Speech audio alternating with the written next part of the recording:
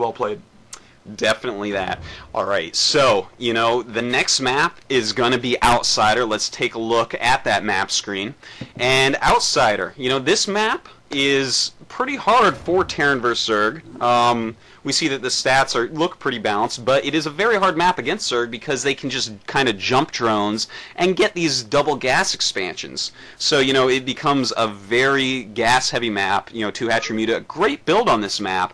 And so I got to say, I'm really favoring kolll for this next game. Yeah, even though kolll played pretty poorly in that first game, this is a map that, as time passes, drops get exponentially stronger. Zerg can port their entire army anywhere, and this is one of those kind of new age pseudo island maps that we see, where it starts out as a land map, at least early on, but once anything that can port land units across the map, and actually in some cases, as you said, you can even glitch a worker through mineral patches, that's also going to play a huge role. So there are these moments where suddenly it becomes an island map based off how the players are playing. It's interesting that you say that, because actually one of the best players in the entire world, Stork, specifically says you should think of Outsider as an island map. Yeah. Because that is where, the things that matter occur. You can play it like an island map. So, I think that what we're going to see, once again from kolll, is a very similar strategy there. Take his normal expansion, and then hop a drone, get a third base behind where it can't be attacked so easily. Only defend one area with Sunkens. And this is going to make it so that pressure build that we just saw from MorroW is not really going to be an effective build. So I don't think we're going to see MorroW do that again. But, certainly not. The middle of the map here, it's very short distance. I could definitely see MorroW doing some sort of bunker rush on this map. Yeah, I could see that as well. All right, well, I'm ready if you're ready. I am totally ready, Tasteless. Let's go and see game number 2.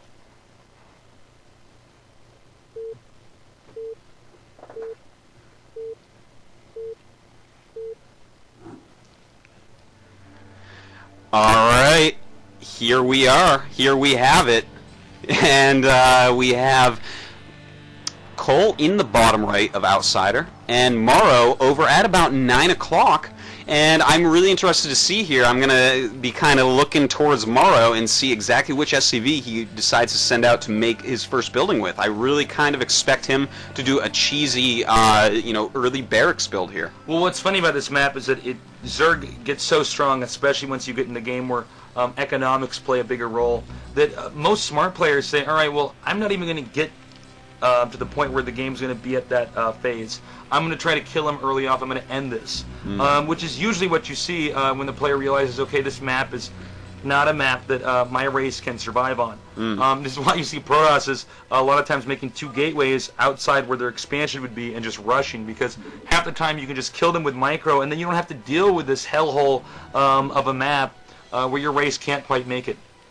True, true. Now, we see in MorroW's base a depot going up, so he's actually deciding not to go for any sort of bunker rush, which, I'm a little tiny bit surprised, Yeah, especially considering he won that first game. Exactly. I mean, when you're ahead, you know what, if you can just, do a knockout move early on, you might as well just do it.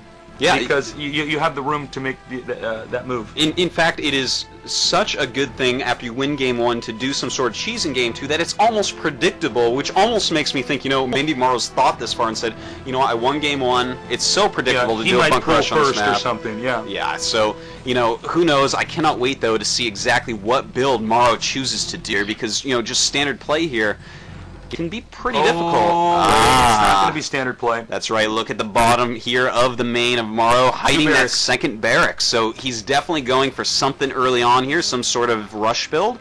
But, more of a mid-game rush. Well, a early game maybe, the 2 barracks, but not a bunker. No, and it's probably going to involve some SCVs as well. I mean, in fact, he might have even predicted that kolll would go for his spawning pool first. Being a smart player, might play cautiously, and in fact, that would a build like this would actually kill that quite easily. But we got to wait and see. Sometimes with Terran, you can have these bizarre rushes because Marines deal damage quickly, and then SCVs, of course, can absorb a lot of the damage, as well as deal damage quickly. So you never know what to expect. That's right, and the drone, he snuck in there. The Marine chases him off, and it looks like, kolll is doing the exact same build that he did the first game, opening up with this standard 2 hatchery play. The SCV now just going down to scout that. And what is interesting here is MorroW is not getting a gas yet. Okay, so it's going to be a Marine SCV rush. This is it. It does look this like is that. it. This is a really exciting moment, and you got to hand it to MorroW. He is mixing it up, and the Overlord, of course, has spotted this. So this is going to be panic mode. No matter what happens, this game is not going to go on for a long period of time because it's going to come down to workers. This sunken colony here has to get up, as does this bunker. Whichever one actually completes is going to be the one that wins this game. That's right, and here come the Marines, here come the SCVs, and this was actually a really well thought out build by MorroW. I did not expect to see a bunker, but here are the Zerglings, and if he loses those Marines, then kolll is going to be able to hold this. He has to keep those Marines alive. The bunker completes. The SCVs are dealing damage, but the Marines remain alive. The drones are getting picked off. Oh my God. It looks like, wow, It's a lot of trouble here for kolll, This- but he is not repairing that bunker. 2 sunken colonies up. This rush is in fact going to end, but kolll has lost a decent amount of drones here, Yeah. and he is down at just 15 supply, while MorroW up at 22. You got to remember though that MorroW actually did sack SCVs for this build, and of course these are SCVs that are not mining in the middle of the map. But let's face it, when Zerg gets a sunken colony up against Terran, I mean Marines are such frail units that when the sunken colony completes, especially 2, all he can do now, okay, he's doing it right now, I was about to say, is start to tech. And try to do one more timing attack, and if that doesn't work out, that's going to be it. Yeah, and you know this shows me that he was not really ready for this eventuality of kolll holding that off. You know, his gas was extremely late here, and so I think he sent the SCVs out maybe 2 seconds late as well. There was this awkward moment where suddenly that bunker didn't have the backing it was supposed to have. yeah, you know, so we see he's kind of, it looks like he's freestyling. He's missed a depot here. You know, he has a Oh, lot of sad. Marines, but if He might we rush take, for a factory. it's possible. I think what we're going to see though is 2 barracks all in at the natural of kolll. You know, these sunkens are not placed perfectly, so you know it's a decent move to try to recover from, but a little bit predictable. Now kolll, we see, if you take a quick look at his base, his lair just popping out, just finishing up, and so we're going to see him throw up a spire pretty quickly here.